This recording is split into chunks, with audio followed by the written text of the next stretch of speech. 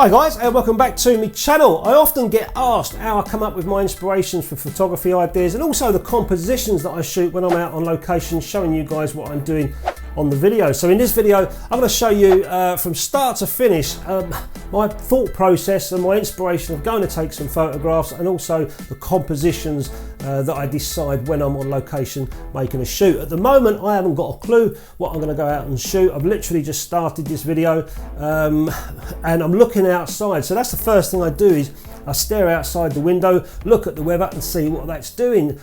Is it cloudy? Is it sunny? Is it flat? Is it raining? Is it windy? You know, so all these things I look outside and think, okay, where can I put those elements outside into my photography today? So I'm looking outside the window. It's a flat contrast, light overcast day. The clouds don't look that great. They look a little tiny bit dull, you know, a bit lifeless, not very nice for black and white, I don't think.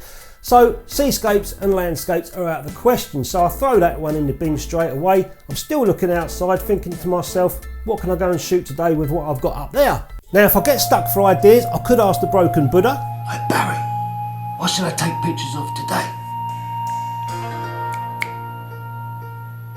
And if the broken Buddha don't know, I could always ask the magic sock. My magic sock, what should I take pictures of today? And if the magic sock doesn't give me any inspiration, I'll ask George, the one-eyed pirate Shih Tzu. George, what should I take pictures of today? Cheers, George. So what I've decided to do is get in the car and just go off and see what floats my boat. But I've given myself a subject, and that subject is metal. So I'm going to be looking for any interesting metal items that I can take a photograph of, and I've chose metal because of the flat overcast day. Everything's going to look a bit dull, but metal's got a bit of a sheen, a bit of a shine to it. So hopefully I can try and pick that out in some of my photographs. So the next thing I need to decide is what film and what camera I want to take to do the job. I don't really want to take a camera with a tripod and shutter release. That's just going to slow me down, and I won't be able to get the camera in certain composition angles to get nice compositions. So tripod's out the window, shutter release cable's out the window. I know that I'm going to be shooting handheld, so I need a decent speed film, at least 400, but I haven't got any. I've only got 100 speed films for 35mm, so I've decided to take the 100 speed film, push it 2 stops to 400 speed. So with that said, pushing the film is going to get me out of a bit of a pickle. I can still then use the camera handheld, albeit lose a little bit of tiny mid-tone and maybe increase the grain on my negatives. So I know what the conditions are like outside. I'm up for a photo shoot. I know what I want to shoot, I know the camera I'm using, I know the film, I know how I'm going to be processing it. All I need to do now is get in the car, go off on location and find somewhere where there's metal. I wanted to come out and take pictures. I've given myself metal as a subject, and I've come to a train station, so what a better place to come than a train station for metal. I'm going to be using a roll of Kentmere 100 film, and I'm going to be pushing it 2 stops to 400. I don't mind pushing a film, it's going to help me out, it's going to give me a bit more speed, but also in this flat contrast it's also going to give me a little bit of boost as well, and maybe some grainy images to play around with. Here comes some more cyclists. Can you get by, mate? Just about, I think. I don't want to knock your thing off. Are you vlogging? I am, yeah. I'm flattering this. Nice and simple to load this camera. Just pull it over, flick it round the back, in it goes, close the lid, turn it on. Whoa, done. Frame number 1. I've only got 24 shots, so that's not going to be too bad. But I must remember, I'm going to be using this in the aperture priority mode, so I must remember to set my ISO on the back of this camera to 400. Even though it's a 100 speed film, I'm telling the camera it's a 400 speed film. So I've just set that to 400. Of course, it's got DX coding as well on that film, at least I think it did when I put it in. So I could put the camera to register the DX code and it will do it automatically, but I don't want to do that because it's a 100 speed film. So I need to manually do it. Put 400 in, push the film 2 stops.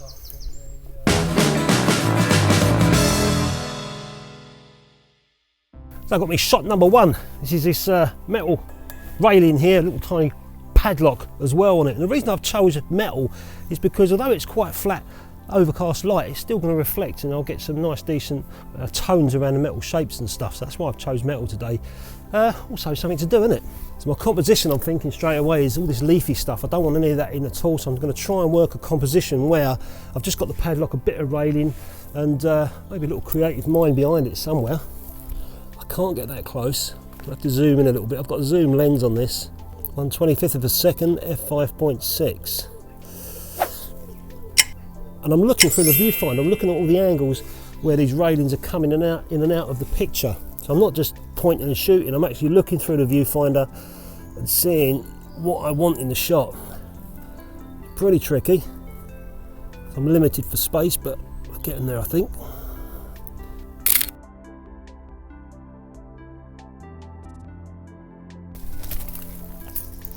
So I'm just looking down this fence here at 5.6. All that'll be out of focus and also dark as well, but the fence is shiny, so that should really be quite prominent in the photograph.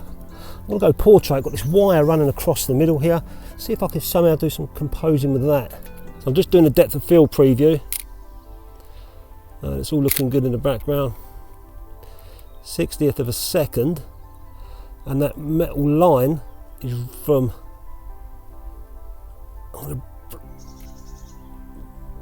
about there. 1, 2, okay, 50th of a second that was. And I've got the line on the fence right in the lower third of the frame. So soon see what that looks like. So let's go up onto the train track itself.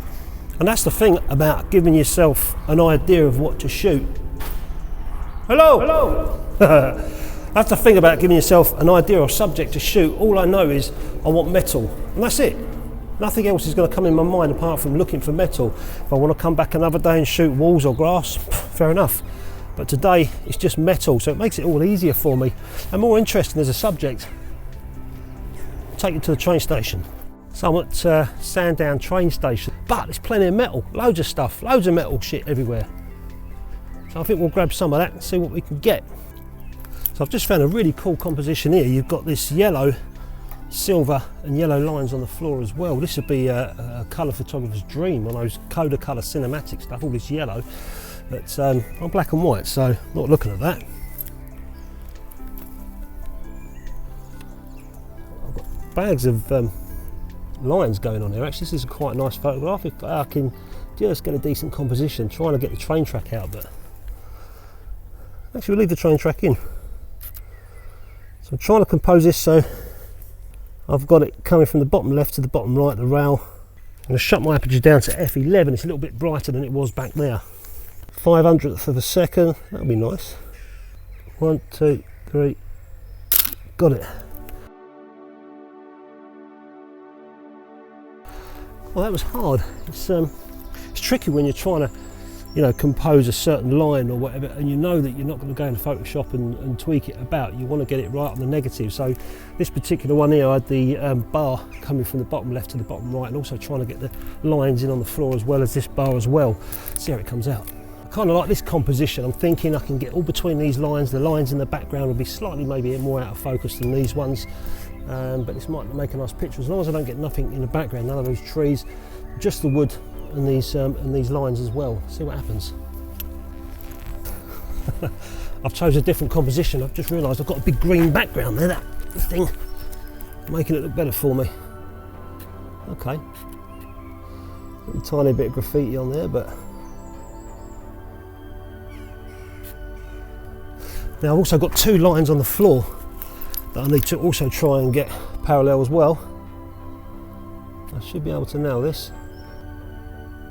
Done. So there's 2 lines on the floor in the pattern that I'll also try to keep in alignment with me photograph. Cool. So most of you know me, if you've been watching my channel for some time, you know that I like benches. Quite boring, a bit like me really, but I like a bench. It's got some metal on it as well, bit of wood, but more interested in the metal and see what shapes I can get out of this. So I've got everything coming into the frame, all these lines from the bench. I think that's a better composition, getting right into the back of the bench.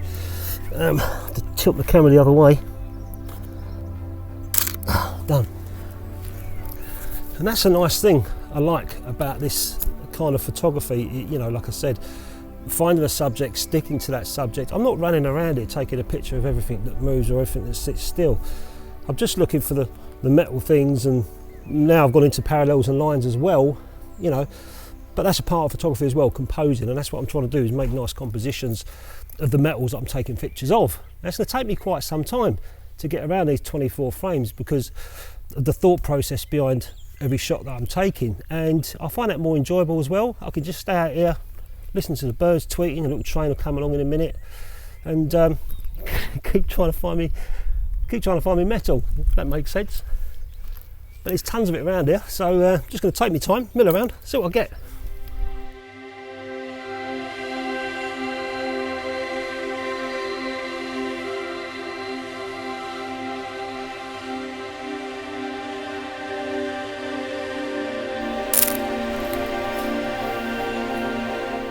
I'm just composing this shot, a little tiny bit of stair as well. There's a bit of rubbish on the stairs, I'm going to leave that there just for a bit of grittiness, a bit of effect.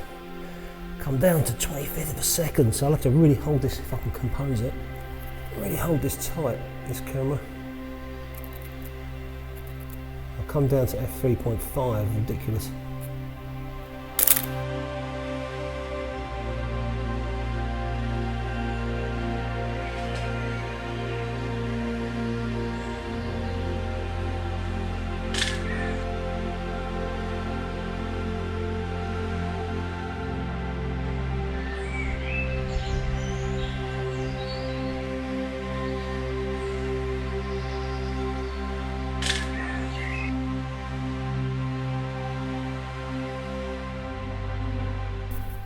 Get the cobwebs off, little door handle, little old door knob, a rusty old bolt, just the cobwebs.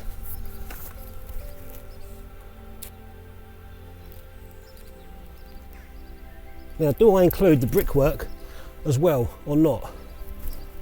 I've got a feeling the brickwork might just distract us a bit, so I'm not going to include that. I'm going to come a bit closer. Focus right on the knob. I've focused on the knob.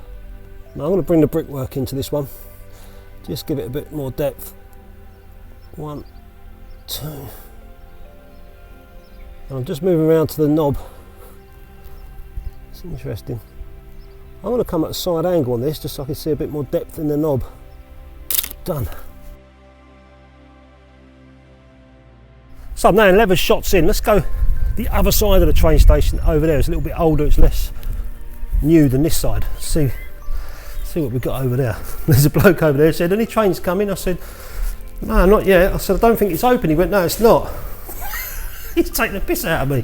Thinks I'm waiting for a train. It's not open. Ooh. Look at this, all this stuff. It's a bit dark down there, but I've got light coming off of this. I wonder how that will look.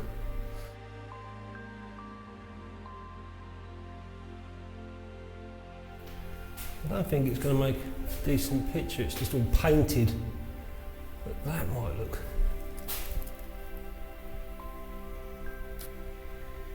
I'll take the shot up there, 5.6. Let's come away from the light. So that light is illuminating this side a little tiny bit.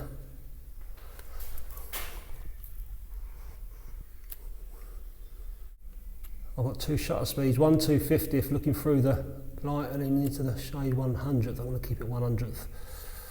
If I can get to 125, I could go about 160, 160, that'll do. I'm just now looking around for a composition.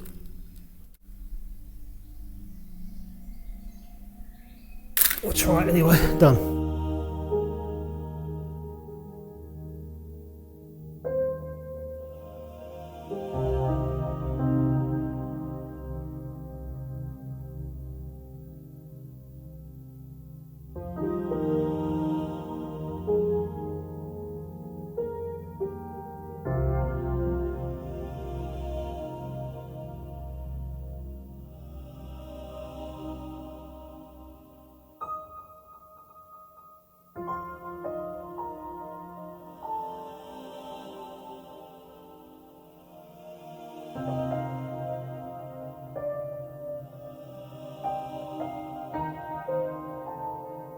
This old battered telephone box. Huh.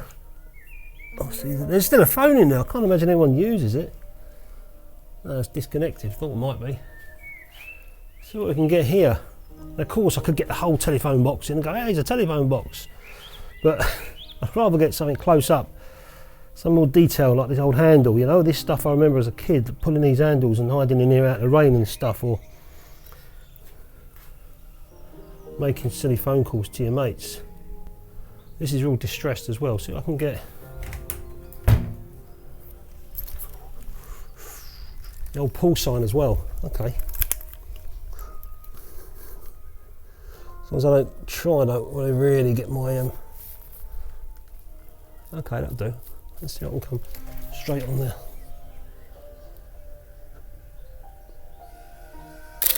Done. Not sure if that one was in focus, but I'm not taking another one. Now, taking inside a telephone box for those that are in other parts of the world, never seen a British telephone box before. These, you've probably seen all these in movies and stuff, but they got replaced by cheap aluminium ones in the end. But let's go inside this old telephone box. Look at these hinges, look, leather. That might make a nice photograph as well. Somebody likes telephone boxes, look, leather hinges, and then up there, that's the light, and all these little telephone boxes at night time would be lit up. And then there you've got your telephone sign, which is opaque, so that's what shines from the outside, tells you it's a telephone. But then all these phones were, I ain't touching it, but these phones were replaced later on in the 80s, all modern ones. This is an even more modern one with, look, a card. Used to buy phone cards. And there, on here, this little stand here, that's nowadays you can put your little bits and bobs on there, but there used to be telephone directories. You used to pull them out and you used to be able to find your mate's number and ring him up and tell him what an idiot he was and stuff like that. Great fun. But yeah, inside a telephone box. And that's obviously where all the money goes when you put your coins in.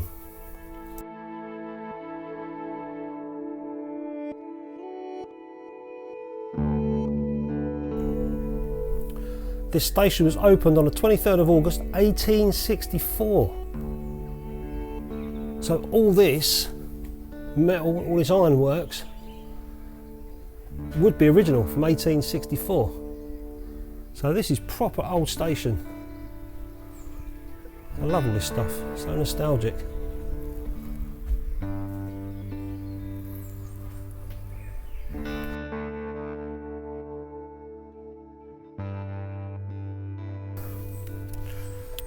Look at that, it's one of our old retired trains. They came from London from the 1940s and 50s, I believe, but they're retiring them now, and we're going to get London's tube trains from the 80s and 90s. We got all the throwback crap from London coming over here, but they are proper cool. I've been on them before. I've shown that on the channel.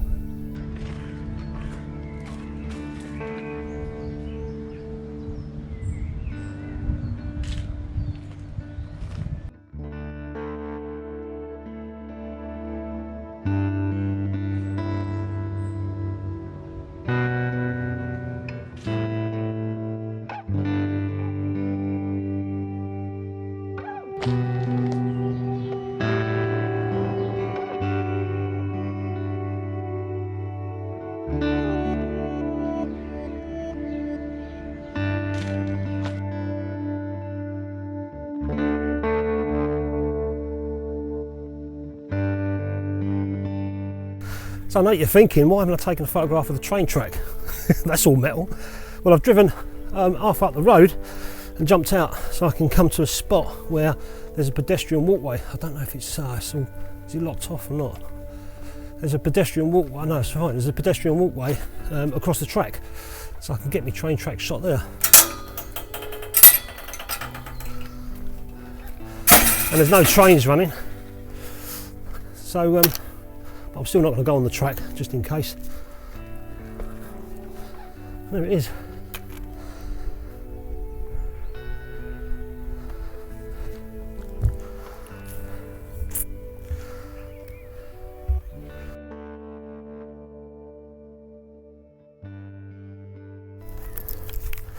Portrait mode this time.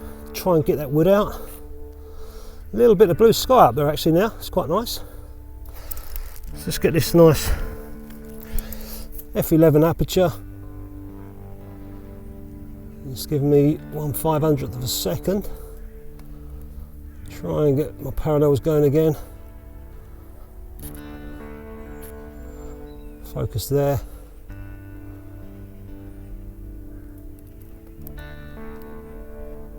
Done. Oh, that sun's starting to come out.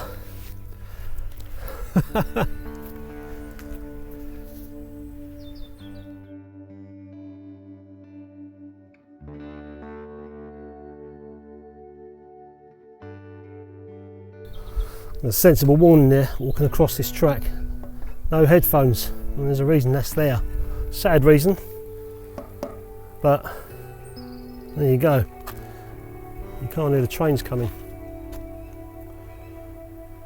So I just took another shot. I just like this composition with the this post and all this metal wire, and the metal post there, and obviously the train track as well in the background.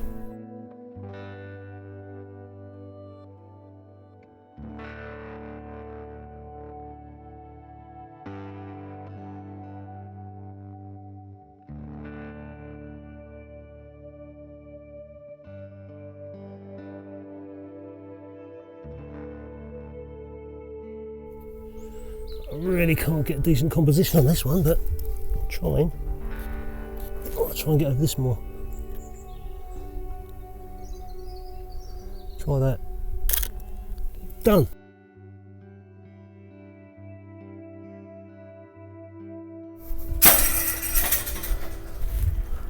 So as always with my vlogs, I can tell how long I've been out shooting by looking at my microphone. 1 hour 20 minutes to take 24 photographs. So I'm going to get back. This is a pushed film, like I said. I've pushed it 2 stops, so I'm going to get back, have a look at the massive dev chart and see what the development time is for XTOL. I'm going to go 1 part to 1 part and see how it comes out.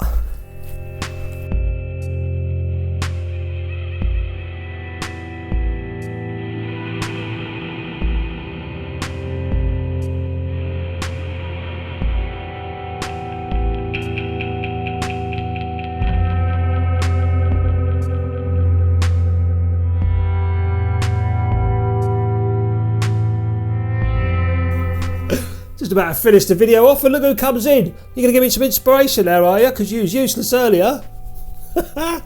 George is doing alright. Needs a bit of a groom at the moment, if you're going to the groomer soon. But for those interested about George, the one-eyed pirate Shih Tzu, he's doing well. He had a little trouble with his good eye a little while ago, but little trip to the vets a few times, soon sorted that out. And but he's partially blind in one eye, and he's only got one eye. Don't you, mate? Right, go. I've got to do things. So after that shoot, naturally I took my negatives into the darkroom to make a few prints. I quite liked a couple of the negatives. I'll just show you now which ones I liked. That was one of the railings, and you can see what I was talking about where I'm trying to compose in camera. These are all full frame as well. I haven't cropped these whatsoever, but you can see where I'm trying to compose in the camera, where my idea is going diagonal here with the railings. I just thought it was a nice little composition to try and make, you know, and also that metal was kind of popping a little bit, so it kind of stands out in the print.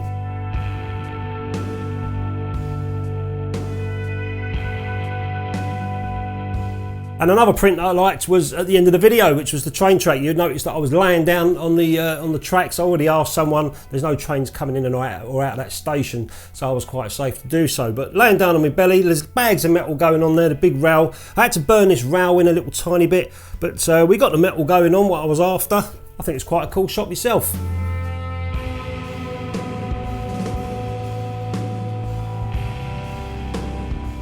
One of the prints that I really liked, and I'm going to frame it for myself, is the telephone box. A little bit of nostalgia for me, you know, growing up I remember these telephone boxes and climbing on top of them and all that stuff. And the pull sign there, real distressed telephone box, so I like that print. I'm going to be putting one of these on Etsy, guys, if you want one of these. This particular print here, I'll be putting this one on my Etsy page. But I just liked it. I like the distressed look of it, and also the nostalgia feel of those old London or red telephone boxes.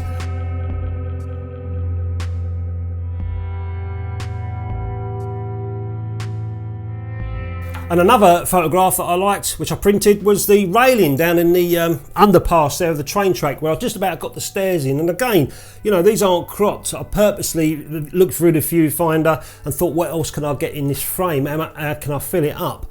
So you can see I've just got the kind of edge of the wall, the curve of the railing, and also a little bit of the stairs in there as well. So, you know, to me that's a nice composition, and I was pleased with what I'd got.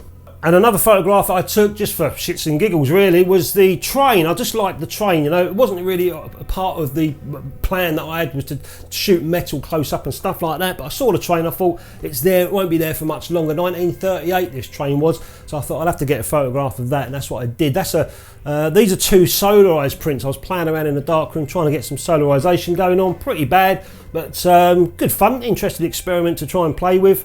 But that was the train as well. So that's pretty much where I get my inspiration from. You know, I shoot mostly scapes and outdoors, so I'm always looking obviously out at the weather, see what it's doing, and certain conditions in the weather, I'll go to certain locations on the island where I think that's going to suit best here or there. In this particular case, I didn't really know where to go. I didn't like the skies too much.